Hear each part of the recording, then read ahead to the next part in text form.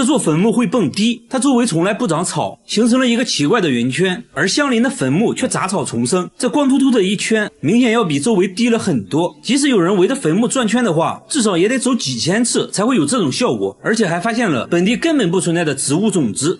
真的是奇怪。坟墓是这位爷爷家的祖坟，他现在非常不安，因为民间流传着一种说法，坟头寸草不生，称为光头坟，不是好兆头，预示着家族衰败，后继无人。他现在就想知道为啥会出现这种现象。节目组在对面公寓架起了摄像机，第二天果然拍到了一个神秘的生物，节目组辨认了好久，确认是一只野鸡。只见它不停地围着坟墓转圈，正着转完反着转，那它为啥只围着这个坟墓转圈？为此节目组找来专家蹲下来模拟野鸡的视角来观察墓碑，转到侧面终于发现墓碑是镜面的，可以完整的照出自己，也就是说野鸡能从墓碑里看到自己。在发情期，雄性野鸡为了争夺雌性野鸡，在见到其他雄性野鸡时会变得非常具有攻击性，它应该是把墓碑上的自己当成情敌了。至于在周围发现的植物种子，说明它在转圈的过程中还会拉屎而已。就在节目组调查的间隙，这只野鸡还在高温下锲而不舍地围着墓碑战斗还真是个执着的野鸡啊！和它一样执着的还有下面这只狗狗，这座坟墓会叫，只见一只狗不分昼夜地趴在坟墓上，只要有人靠近它就会疯狂地叫，非常警觉。村民说这只狗是2个月前突然出现的，一直趴在坟头上。另一位大妈还说那座坟墓的主人是被人害死的，非常惨。还有人说是来寻仇的。一时间关于这条狗的说法越来越多，听起来也越来越灵异。节目组在墓地附近发现它在坟墓底下挖了个洞，平时就住在洞里，还找到了一个不算很旧的狗链子，所以说这只狗应该是有主人的。而且每当有车辆经过，狗狗都会很专注的观察，难道它是被遗弃了？都不知道它最近2个月是如何生活的。不过村民很善良，经常会给它提供一些吃的，即使这样，小白还是从不靠近人。对于它这种迷惑行为，节目组请来专家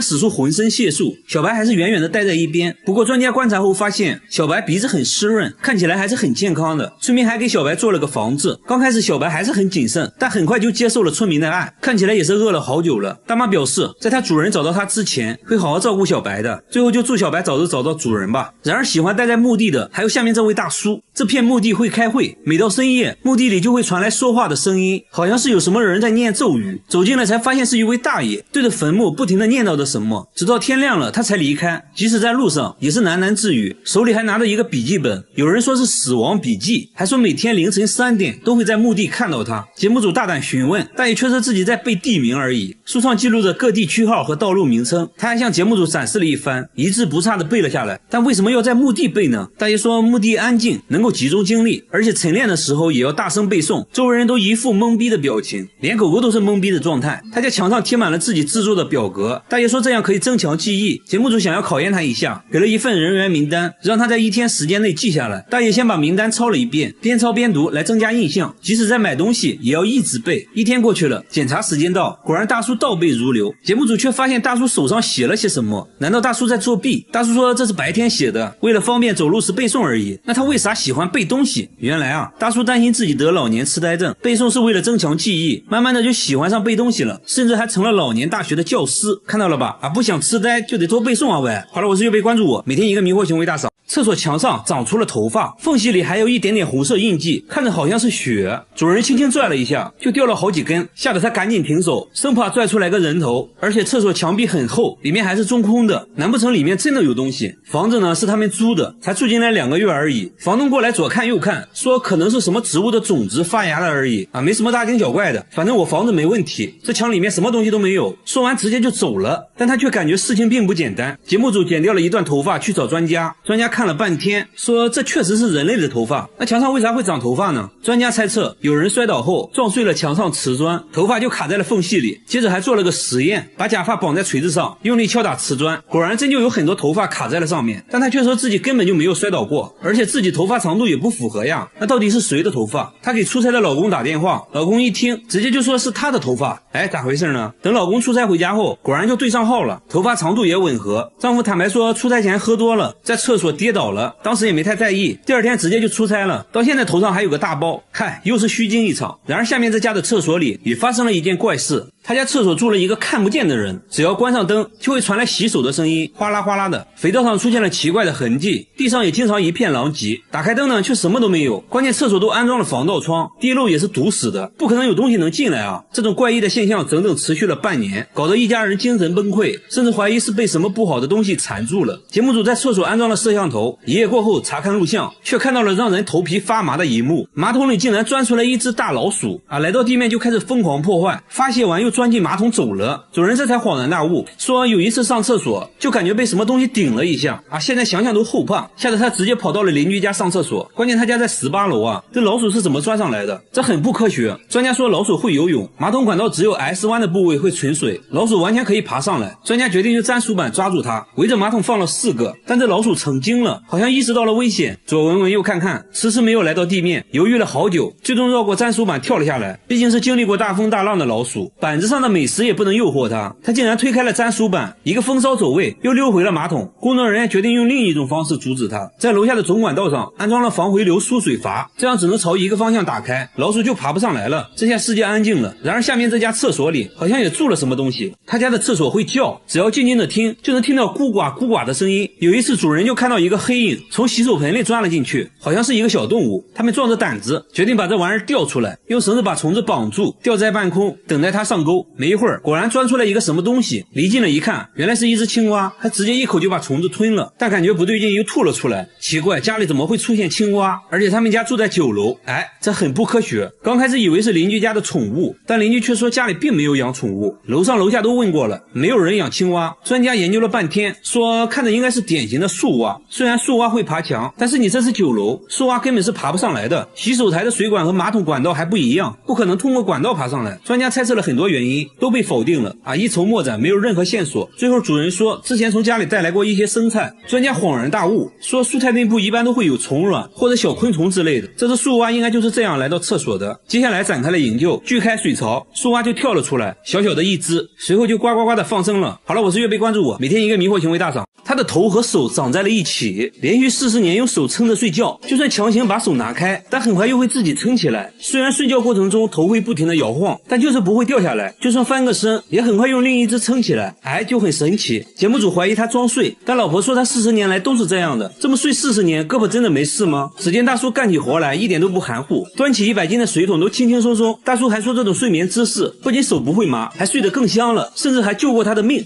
这又是为啥呢？他说之前家里闯进一个小偷，小偷看到他的奇葩姿势，还以为是睡梦罗汉，直接就吓跑了。附近邻居家都被偷了，唯独他家没有丢失任何东西。后来邻居都学他这样睡觉，他根本坚持不了5分钟。那他为啥会有这种迷惑行为呢？大叔说自己从18岁开始就这样睡觉了。原来40年前经常有人在他家果园偷苹果，轮到他守夜的时候实在太困了，想要睡一会儿，但地板很硬也没有枕头，他突发奇想用手把头撑起来，没想到睡得非常舒服，甚至打起了呼噜。从那之后就形成了习惯。但是这样真的健康吗？来到医院一番检查下来，医生说他患有间歇性的呼吸障碍，奇葩睡姿让舌头阻塞了呼吸道，所以有时在睡眠中会无意识的呼吸暂停。为了健康必须要改掉这种睡眠方式。最后大叔也表示不再当睡梦罗汉了。和大叔有类似爱好的还有下面这个男人，他睡觉必须要抬腿，还说这样舒服，周围人都不相信，觉得他在装睡。但3个小时过后，大叔就这样一直抬着腿，看起来好像不是装的。节目组做了个测验，让5个人同时抬腿，不到1分钟，有人已经在发抖了。5分钟后，所有人都败下阵来，唯独大叔的腿还在悬空。走近一看，人家已经睡着了，即使在家里那也要抬着腿，被子都被他撑了起来。监控也显示大叔整夜都抬着腿，他为什么会出现这种迷惑行为？节目组带大叔来到医院，经过长时间的检查，医生说大叔的腿没有任何问题听到这话大叔开心了，不用刻意的改变自己了。而他哥哥的脚更厉害，他可以用脚钓鱼，一天能钓100只，只需要在水里走2步就可以钓到1只鱼。大叔的脚好像有什么魔力，鱼儿都往脚下钻。大叔说这也是要讲究技巧的，要用脚跟走路，只要有鱼碰到脚，一脚踩下去百发百中。刚说完就抓到了1只大鲶鱼，就这样不一会儿就抓到了20多只，回家做一顿红烧鱼，简直不要太爽。节目组还安排了一场比赛，工作人员员同时用4个鱼竿钓鱼，半天都没有钓上来一只，而大叔用了不到1小时，就用脚抓了10多只，工作人员都惊呆了。我感觉大叔这个技能真的好实用啊！然而更神奇的还要数下面这个，他全身没有骨头，把头固定住，甚至可以旋转360度，直接吓傻了围观群众。不仅如此，手腕也可以360度转动，手指都能做出反人类的动作，2只手合在一起，很轻松的就能把手背掰到后面。工作人员尝试了一下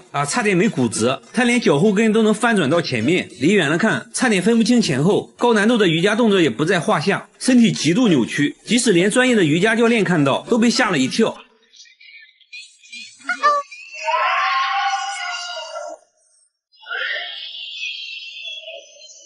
他们说从来没见过这么柔软的人，他还教给瑜伽教练一个动作，结果教练根本做不到这就很尴尬了。他的绝活还不止这些，舌头都能吐出一朵花，而且想要几个花瓣就可以卷出几个，最多能卷出8个花瓣，肚子也可以随意折叠，反手拿东西也是易如反掌，肩胛骨都好像翅膀一样，全身上下都非常的柔软，好像没有骨头的软体动物，真的是一个奇男子啊！好了，我是月贝，关注我，每天一个迷惑行为大赏。大爷在涂口红，但其实这是打火机。他转身又吃起了饼干，其实还是个打火机。他30年收藏了6000只打火机，家里墙纸都是打火机做的，各种你意想不到的打火方式。看着是把锤子，其实是打火机。灯泡也是打火机，牛奶盒都能出火，螃蟹钳子喷火，你能信？灭火器都能出火，这就离谱了。包包能打火，高跟鞋也可以，最小的和1元硬币差不多，小是小了点，但照样能打火。最大的就要用2只手抱着，要说是燃气灶我都信。最独特的要数下面这个，火焰可以分叉，这些火机来自全世界各地，这一款就是来自加拿大的牙刷火机，它每周都要挨个清理一次，打火机已经成了他的精神寄托。然而下面这个大叔的收藏也很费钱，他花100万收藏了5000部手机，全是你没见过的，有设计成香蕉玉米的，保龄球也是电话，超人都背着电话来电就会蹦迪，还有来电就会吐丝的蜘蛛侠电话，易拉罐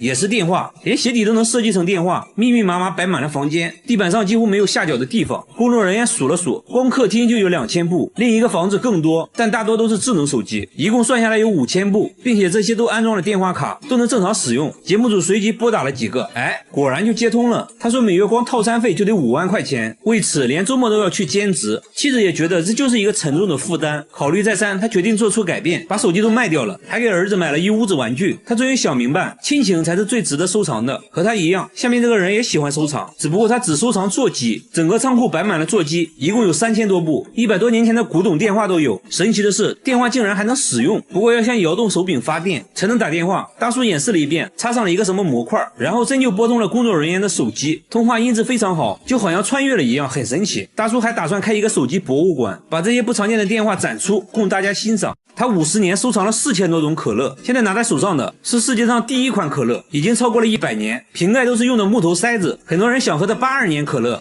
他这里多的是，什么造型的瓶子都有，全是脑洞大开的设计，从最胖的到最花里胡哨的都有，还有各种限量款的可乐，有的瓶子上都镶了钻石，还有奥运纪念可乐、美国队长可乐。他还收藏了很多可乐周边产品，就比如可乐主题的录音机，因为都是非常稀有的限量版，收集这些花掉了好几百万。节目组仔细数了数，足足有4000多种。大叔还说会一直收藏下去，要打破世界纪录。然而下面这个大爷的收藏更有价值，他5年收集了3000万个烟头，每天都要去街上捡烟头，一天就要捡1万多支，捡满1箱就要封存起来。5年内收集了300多箱。晚饭后他又去捡烟头了，还说现在捡的最多。来到饭店门口，果然发现了很多，不一会儿就全部捡干净了，即使垃圾桶里的烟头也不放过。有人说经常看到他整晚都在街上捡烟头，下雨天也不例外，只要大爷出现的地方就绝对不会允许有烟头。那为啥大爷会痴迷于捡烟头？大爷说这样做的目的就是警告那些随意丢烟头的人，还说这样能让自己锻炼身体，感到非常快乐。他肩膀上出现了一只诡异的手，像是一个婴儿趴在了背上，关键他家就一个孩子啊，左边露出的脚是自己的，旁边看起来根本就没有人。然而诡异的照片不止这一张，丈夫说之前在车里给孩子拍照，车窗上也出现过一个奇怪的影子，有胳膊有腿的，看起来很像人。当时连续拍了2张照片，奇怪的是第2张照片上影子又神秘消失了，刚开始以为是窗户脏了，但车是刚洗完的，完全没理由啊。节目组找到专家，通过分析照片信息，专家不认为这是灵异事件，给照片调个色就可以看出来，影子有一圈明显的线条。专家认为是之前车窗上的贴纸留下的印记，虽然肉眼看不出来，但手机是可以拍出印记的。为了验证这个说法，节目组找来了同款车型，往车窗贴上蜘蛛侠贴纸，然后在烈日下暴晒6小时，完事后揭去贴纸，车窗还是干干净净的，即使用背景布遮住，肉眼也看不出任何印记。接下来用手机对着车窗拍照，果然拍到了贴纸留下的印记。至此，影子的谜底揭开了，那肩膀上的手又如何解释？专家仔细观察后发现，大腿旁边凸出来一个三角形的东西，像是裙子之类的衣角。他推测，当时后面可能有一个1.2米左右的女孩，正好举了手，由于视线遮挡，拍出来的就只有一只手而已。节目组还原了当时的场景，等女孩走到婴儿车后面时，拍出的照片果然只看到了一只手。至此真相大白，一切都是虚惊一场。有相似经历的还有下面这家人，他家客厅窗户上出现了一张脸，看起来像是梳着双马尾的老太太，死死地盯着一家人。窗户对面就是墙，不可能是对面反射过来的，而且他家在3楼，一般的老太太是上不来的。当时只有丈夫一人在客厅整理玩具，完事后对着玩具拍照，第二天欣赏照片时就发现了这张脸，看着非常诡异。随后对着窗户又拍了很多照片，但是那张脸没再出现过。丈夫一口咬定那不是人啊，不是人，那是什么？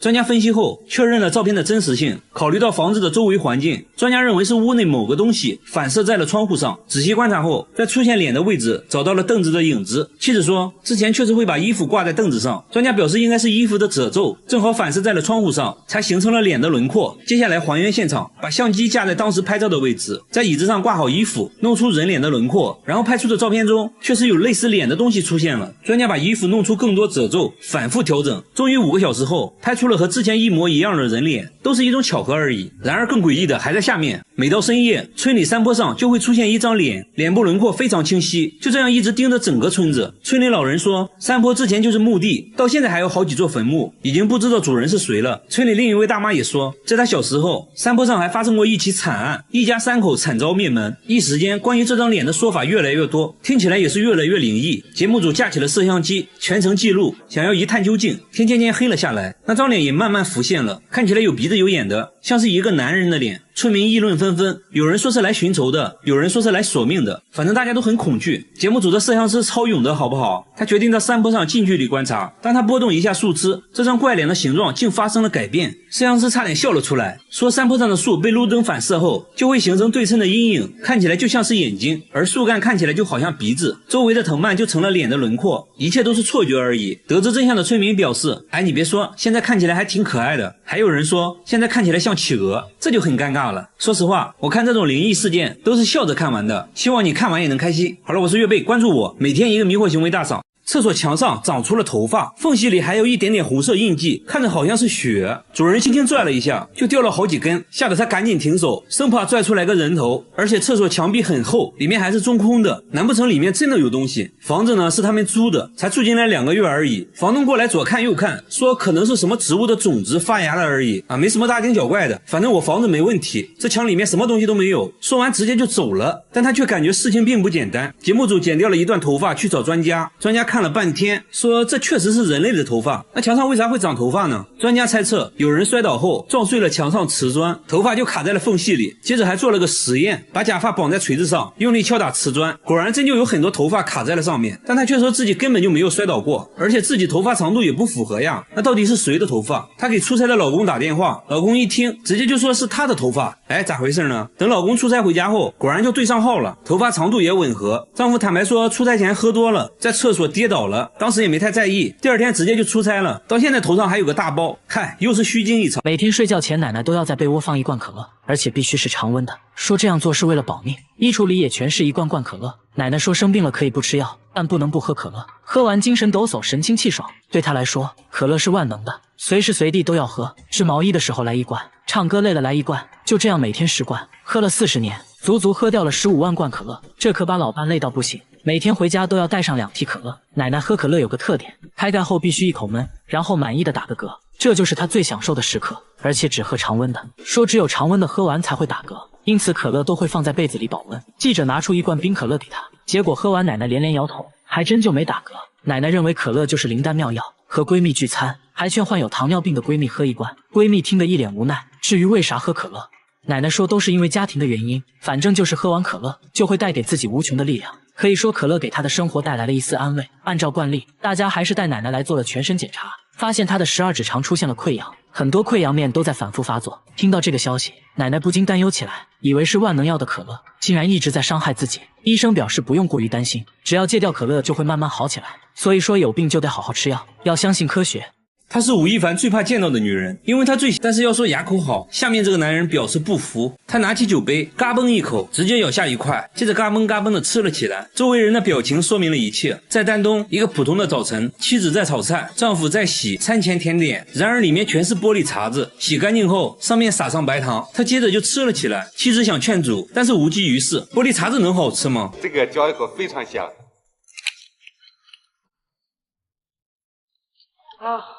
节目组检查了一下他的牙，除了有点参差不齐外，没别的毛病。那么他到底为什么要吃玻璃？大叔说这个要从20年前说起。20年前他是一个销售，刚和客户签了一个大合同，由于自己不能喝酒，被客户一番羞辱，说他不爷们儿。为了证明自己，他拿起酒杯嘎嘣嘎嘣的吃了。从那以后，他就爱上了玻璃的味道。他会在玻璃店找各种边角料，不同厚度的玻璃，吃起来口感也不一样。挑选完毕，带着他的美味甜点回家了。回家后会根据口味对他们进行分类。他说医院的吊瓶最好吃，酥脆有嚼劲，口感极佳。耳灯泡吃起来就差一点，但也很爽口。那么他一天要吃多少玻璃碴子呢？2个啤酒杯。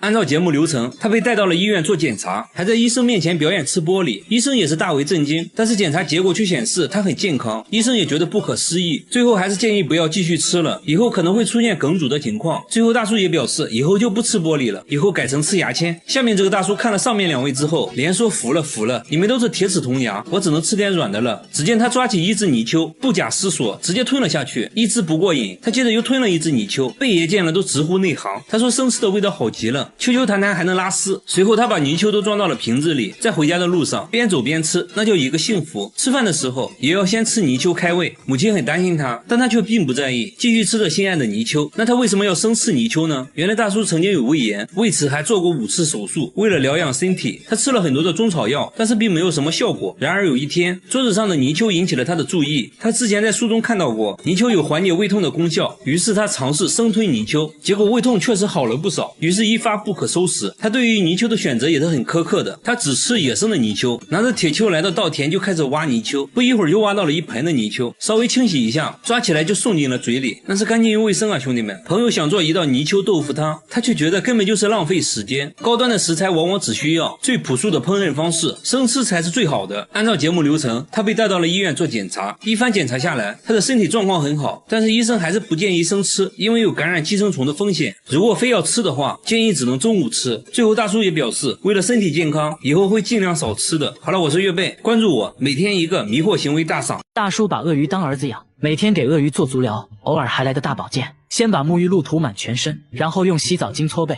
偶尔还会在洗澡水里加入料酒去腥。鳄鱼的皮肤非常厚，褶皱的地方很难清洗，主人累到不行，鳄鱼却一脸享受。大叔每天会带着鳄鱼在公园散步，已经成为公园里一道独特的风景线。为了让鳄鱼更吸引眼球，大叔还要给鳄鱼做美甲，精心打磨指甲后，然后挨个涂上指甲油，看起来美美的。完事后再来个亲亲，抱着鳄鱼就睡觉了。因为鳄鱼比较能吃，主人给它取名饿了么，说饿了么是自己捡到的，刚开始只是一个蛋，慢慢孵化出来，经过精心照料，就变成了现在这个大体格子。还说饿了么从没咬过人，甚至很少发脾气，是一个可爱的乖宝宝。平时饿了么最喜欢的就是看球赛，连眼睛都不带眨一下的。主人一手抱着蜥蜴，一手搂着鳄鱼，说他俩都是忠实的球迷，每次比赛都要看。当心仪的球队进球时，他们还有自己独特的庆祝方式，毫不犹豫地跃入水中，欢快地翻滚，展示着鳄鱼独特的庆祝动作。这段是我瞎编的。一群人来市场却不买菜，全都围着一只狗在看，这有啥好看的？一旁的大叔说他已经这样转了一上午了，大家都感觉很奇怪。他明明看起来非常疲惫，但依旧自顾自地旋转，好像上了发条一样。就算被行人撞倒，被婴儿车撞到受伤，也不会停下来。在市场上问了一圈，终于找到了它主人。一问才知道这狗是偷偷跑出来的，主人也不知道它为什么会这样。只要一把它放下，立马就开始旋转，好像有开关一样，碰到地面就启动，而且它根本不看路，每天都面临着危险。为了它的安全，主人只好把它关在家里，用绳子绑在了凳子上，但都无济于事。只有吃饭的时候，它才会稍微消停一会，吃完立马开始旋转。主人说这种情况是4个月前开始的，因为工作原因，把它单独关在了家里。有次回家就看到它在转圈，都不知道它转了多长时间，一开始也没太在意。有次转圈链子缠在了一起，它都快窒息了，还在自顾自地转。主人这才意识到不正常，医生对它进行了一系列检查，发现他颈椎出现了问题，导致脑压增加，因此患上了老年痴呆症。虽然通过吃药可以防止病情恶化，但现在最重要的是给他更多的陪伴，会慢慢好起来的。他每天偷偷给自己家的猫下药，就掺在猫咪爱吃的食物里，一天3顿下的药还不一样。之所以这么做，都是因为他家的猫太可恶，每当他一觉醒来，脸上就会出现伤口，手臂上也有抓伤。他确定不是自己抓的，自己指甲很短，根本抓不出来这种效果。他现在怕得很，在卧室偷偷装了监控，结果却让他更加迷惑。只见每当他入睡后，他家猫就像疯了一样撕咬他，还把屁股在他脸上蹭来蹭去。他下意识把猫推开，接着猫咪的行为更加诡异，在地上不停地抽搐。主人想不明白，为什么白天乖巧的猫咪晚上会对自己做这种事情，而且每次主人出门后，它的行为也很古怪，变得焦躁不安，愤怒地撕咬被子。这只猫到底怎么了？专家反复观看录像后，认为这猫应该是梦游了，很可能还做了噩梦，把主人当成了假想敌。经常出现这种情况的话，说明和他小时候的痛苦经历有关。主人这才恍然大悟，说猫就是他捡来的。发现它的时候，已经奄奄一息。医生建议先进行药物治疗，每天把药混合在猫粮里，慢慢缓解它的焦虑紧张，还要给它更多的陪伴，让它知道自己并不孤单。晚上主人又用上了安神香薰，甚至打开了专门给猫听的音乐。它听了一会就开始犯困，那它晚上还会咬人吗？只见半夜，它径直来到主人旁边，徘徊片刻后，趴在主人旁边安静地睡了起来，一直到天亮，它都没再出现奇怪的行为。看起来小白已经慢慢康复了。奶奶吃饭前要先挤一勺洗洁精，接着放进鱼汤里，搅拌搅拌，直接喝了起来。记者闻了一下，满满的肥皂味，奶奶却吃得非常香。这还没完，喝完汤，奶奶又拿着一片白菜叶来到厨房，对着洗洁精连按了3次，小心翼翼把洗洁精包起来，直接塞进了嘴里。大家非常不解，为啥要吃洗洁精呢？奶奶说自己不能吃肉之类的高脂肪食物，如果要吃的话，必须提前吃点洗洁精，让它在胃里中和一下油脂。不得不说，这想法非常脑血栓啊。饭后，奶奶给大家讲了自己年轻时候的事，大家终于懂了奶奶为啥这么做。奶奶说年轻的时候穷啊，工作又累又苦，得了胃病也没钱去医院。偶然的一次，不小心吃下了半瓶洗洁精，她觉得自己肯定活不了了，听天由命吧。没想到啊，这下不仅没死，胃还不疼了，于是从那开始就一直吃。大家带她来医院检查，医生都觉得不可思议，胃里竟然没事，不过还是得戒掉洗洁精。如果胃痛的话，可以吃药缓解。奶奶也答应以后不会再吃。2周后，节目组做了个回访，发现奶奶还在吃洗洁精，大家又给奶奶科普了一番，要相信科学。1个月后，节目组再次回访，这次奶奶终于戒掉了洗洁精，只不过吃药又吃上瘾了，大家千万不要模仿哦。这猫有个怪癖，连医生都大为震惊，它1日3餐只吃泡菜，而且必须要够辣，饿了就会对着冰箱一直叫，因为冰箱里就有它梦寐以求的辣白菜。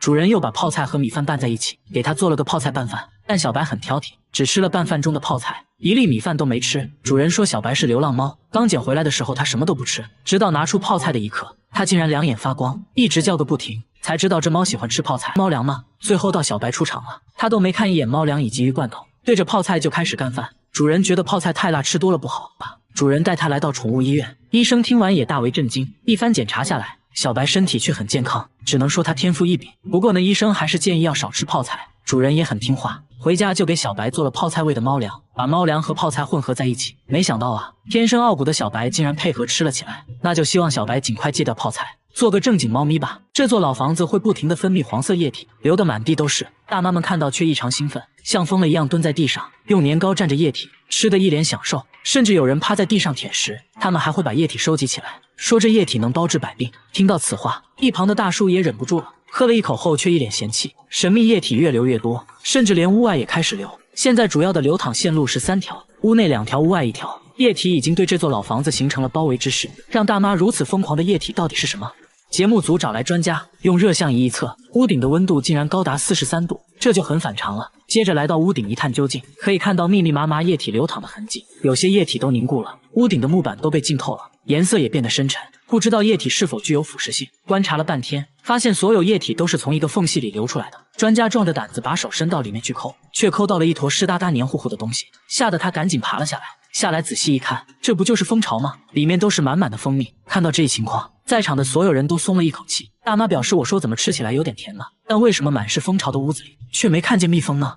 专家表示，可能是由于最近大妈们在屋里上课，环境非常嘈杂，久而久之蜂群不能安稳工作，最后不得已弃巢了。大妈们听到这个消息都很伤感，这么好吃的蜂蜜以后吃不到了可咋办？大妈家出现了不应该出现的东西，就在她拔牙回家后，家里就凭空出现了一包牙齿，参差不齐的，足足有20颗。其中还有好几颗烂牙。牙齿是大妈整理橱柜时发现的，刚开始还以为是干燥剂，仔细一看差点吓死。这牙比正常人类的牙齿小了很多，真的是人类牙齿吗？牙医看了一眼，说不仅是人类牙齿，而且还是小孩的乳牙。一个人一般就有20颗乳牙，而这一包恰巧就有20颗。从形状上判断，应该就是同一个人的，很明显是专门收藏起来的。一听说是乳牙，大爷很不理解，因为老两口根本就没有孩子，最近也没人来过家里，那为啥会出现在自己家呢？这会不会是某种诅咒呢？随后记者在家里发现了蹊跷。10号这天，日历上标注的行程是去看牙医，大妈说那天确实去拔牙了，自己记性不好就在日历上做了标注，那会不会是她不小心从诊所带回来的呢？大妈却一口否认，大家也不确定她有没有健忘症。为了排除这种可能，接着来到牙医诊所，调出了监控，确实没看到大妈拿走任何东西。那牙齿到底是从哪里来的呢？聊天中得知，这房子是他们租的，1年前才搬进来的，而且房东就有个孩子。大家瞬间醍醐灌顶，这牙齿8成就是房东孩子的。接着联系到了房东，一问才知道，这牙齿确实是他家小孩的，当时搬家忘记拿了，一切都是虚惊一场。大妈38年没摘下过口罩，20多年的邻居都没见过她的脸，都说口罩下面的脸非常恐怖，看到就会做噩梦。只有她洗脸的时候才会临时摘掉一回，但从不照镜子，洗完脸就要赶紧戴上，到底是有多恐怖呢？大家想让大妈摘掉口罩也被拒绝了，即使和家人一起吃饭也不会摘口罩，自己独自一人在卧室吃，家人都20年没见过她的脸了，就连女儿拍结婚照她都没有参加，因为拍照要求摘口罩。不仅如此，大妈走路还必须用手撑着眼皮，说这样才能看清东西。但大妈年轻时并不是这样的，到底发生了什么呢？经过长时间的跟踪拍摄，大妈也慢慢打开了心扉。原来她18岁就结婚了，婚后生下了4个孩子，但第5个孩子很不幸，出生就夭折了，这对她打击很大。慢慢的嘴巴变得不听使唤，舌头也变得僵硬起来，面部不受控制的扭曲，因为害怕吓到别人，从此就戴上了口罩。大妈鼓足勇气摘下口罩，可以看到她的牙齿都掉光了，牙龈都是外翻的。医生表示这情况就是心理原因导致的肌强直，失去孩子的痛苦让她悲伤过度，以至于严重影响到了身体健康。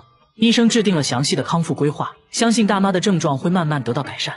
每次经过这个天桥，她的车就会无缘无故的鸣笛，双手根本没按喇叭，来回多次验证，每一次都鸣笛。晚上经过这里，喇叭声音还变得更大，然而其他车辆并没有出现这现象。这种情况只发生在小哥身上，你就说怪不怪吧。而且听说之前有对小情侣在天桥上吵架，男的错手把女的推下了天桥，正好被一辆卡车撞到，当场死亡。撞人的就是这种货车，他的货车就是刚买的二手车，买的时候很便宜，他还以为捡了个大漏，该不会撞死人的车就是这一辆吧。大家找来专家，专家认为是喇叭本身出了故障，换上了一套全新原厂喇叭后，再次开车经过这里，喇叭还是自动鸣笛，这就有点怪了。他现在非常尴尬，前面堵车，他正好停在天桥下面，喇叭还一直响个不停，别人都以为他这人有毛病。专家又研究了半天，发现喇叭开关很灵敏，一些微弱的电信号都会导致喇叭电路接通，初步推测可能是附近有无线电干扰导致的。天桥上就有类似避雷针的无线电装置，用仪器一测，果然发现了很强的无线电信号，就是这个信号导致了汽车自动鸣笛。那现在要做的就很简单了，改装整个喇叭系统就好了。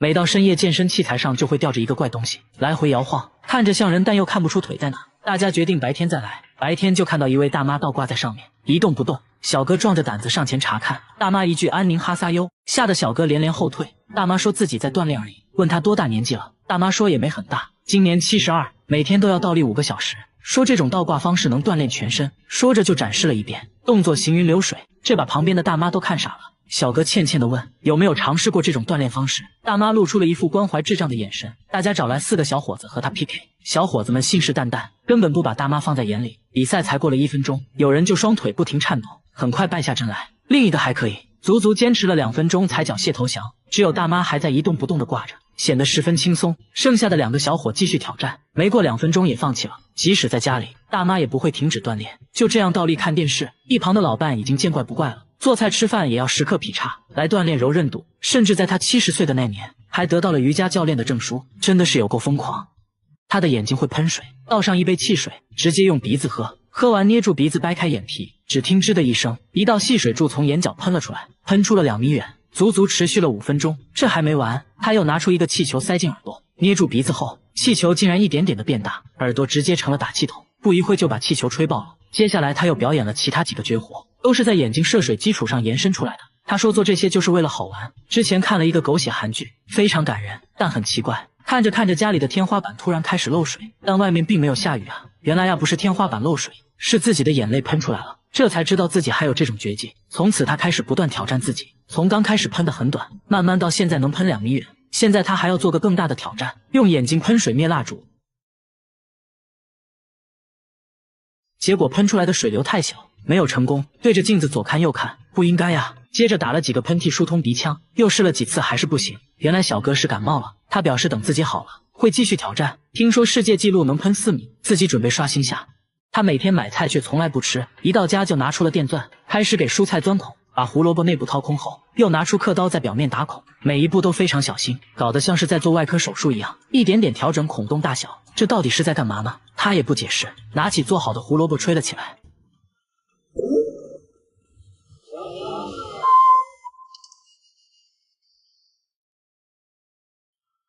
这真的还是胡萝卜吗？大家决定升级挑战，拿来了西瓜、鸡蛋和大葱。小哥轻蔑一笑，手起刀落间就把3样食材变成了乐器。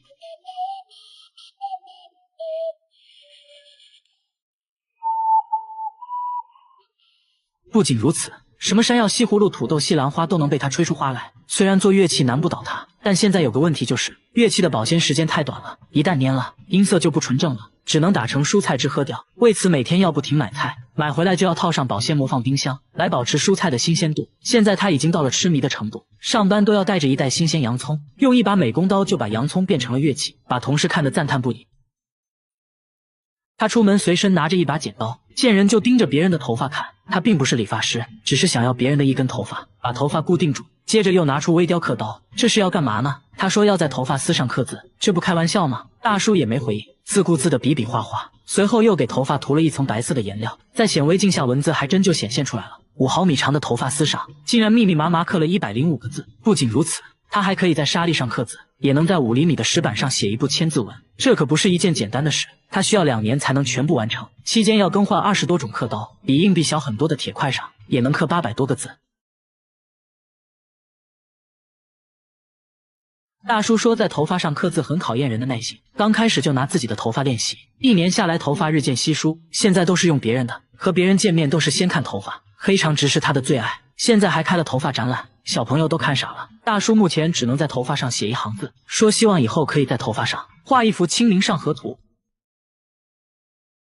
他把一坨大便锁在了保险箱里，还说这大便价值100万，里3层外3层的打开，这不就是块石头吗？但他说这是金鱼的便便，名叫龙涎香，高档香水就是用这玩意做的，比黄金还要贵10倍。拿在手上，明显比真正的石头要轻很多，闻起来还有种雨后的泥土味。难道真的是龙涎香？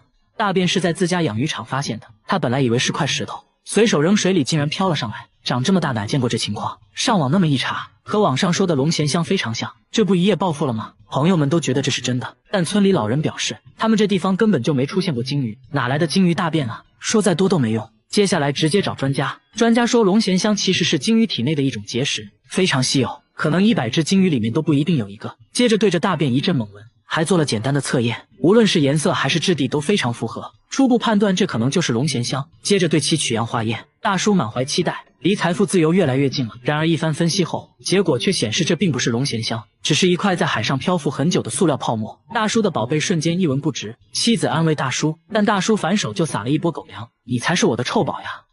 家里没人留长发，卧室却常常出现超过1米的头发，最长的能达到2米多，比他本人都高。有时出现在厕所，有时出现在卧室，拔一跟自己的头发做对比，无论是颜色还是触感，都几乎一模一样。他认为这就是人的头发，关键家人都是短发，而且最近来做客的也都是短发。一开始还误会了老公，以为是老公在外面带来的。这种现象是1周前叠衣服时发现的，衣服是刚从烘干机里拿出来的，赶紧查看烘干机，里面却干干净净，毛都没有。可慢慢的头发出现的越来越频繁，看着吓人。房子是他们租的，刚住进来也没几个月，而且像这样的房子租金却很便宜。当时房主也是很着急的往外租，他们怀疑房子里发生过什么不好的事，难不成真有那东西？